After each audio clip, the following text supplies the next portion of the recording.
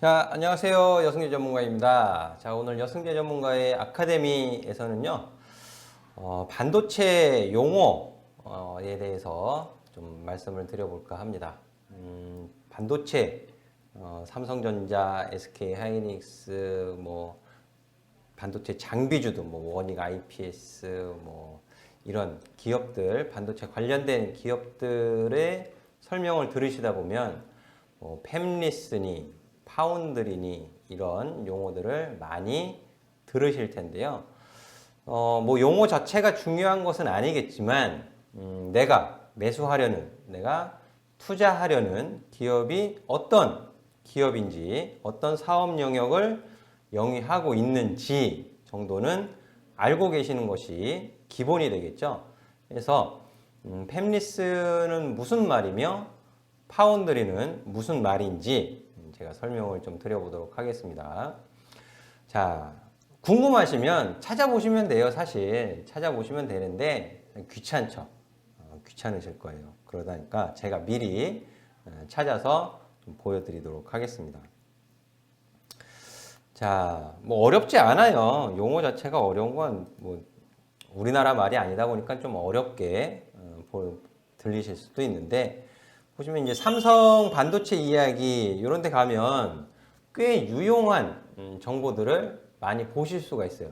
오히려 저는 그 HTS에 올라오는 찌라시성 뉴스보다는 LG전자나 삼성전자의 뉴스룸 이런 곳에 가서 보시는 게 훨씬 바람직하다라는 말씀을 좀 해드리고 싶은데요. 아주 기본적인 내용이에요. 팹리스 이렇게 돼 있죠. 자, 반도체 설계 기술은 있으나 생산 라인이 없는 업체를 말한다. 이렇게 되어 있습니다. 네, 설계만 하는 거예요. 설계만 하고. 생산은 제조, 위탁, 외주를 주는 거죠. 여기 보시면 종합 반도체 업체에서 이제 IDM 이렇게 되어 있습니다.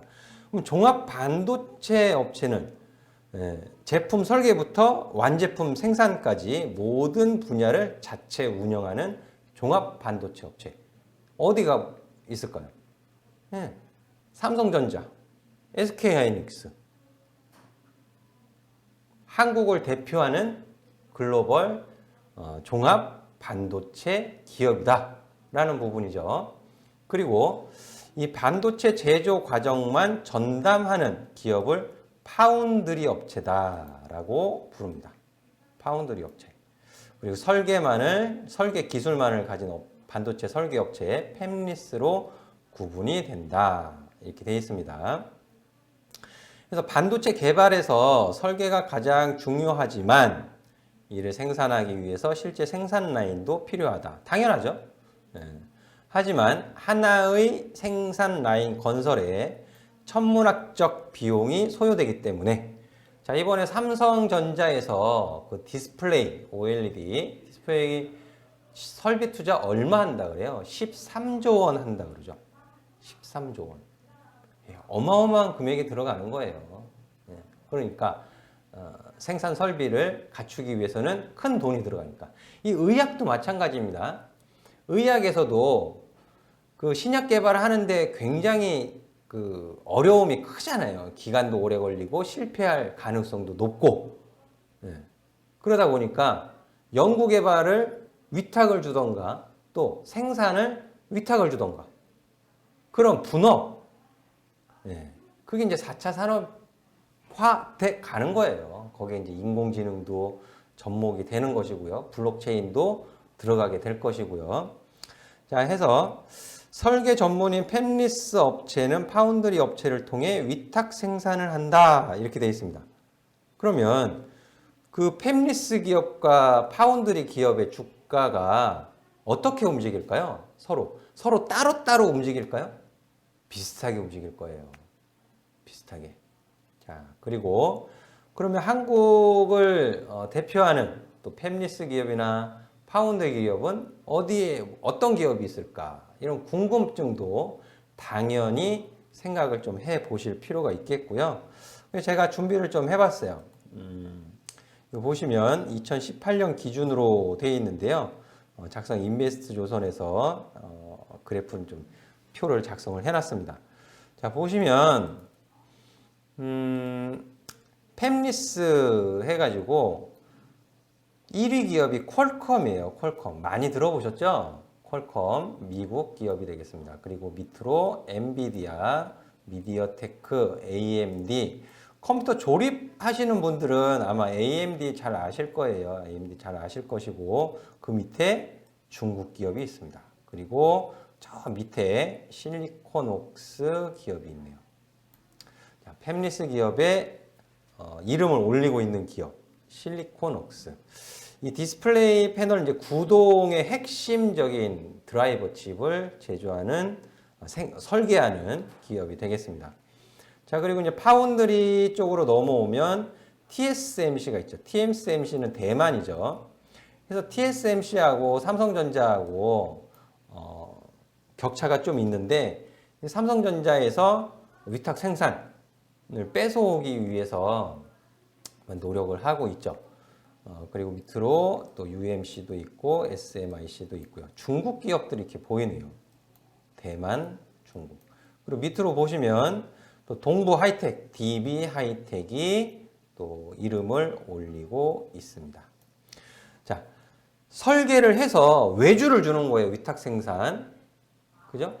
위탁 생산 받는 기업들의 주가가 올라간다는 뜻은 설계 하는 팹리스 기업으로부터 많이 받는다는 뜻이죠. 그러면 설계하는 기업은 또 그거에 필요한 칩 설계를 의뢰를 많이 받기 때문에 설계를 해서 또 위탁 생산을 하는 것이 될 것이고요. 그러니까 이게 이렇게 톱니바퀴처럼 맞물려 있는 거예요. 맞물려 있는 거. 서로 떼어놓고 볼 수는 없다라는 부분입니다. 이런 부분들 참고하셔서 또 기업 선별을 하시면 좋을 것 같은데요.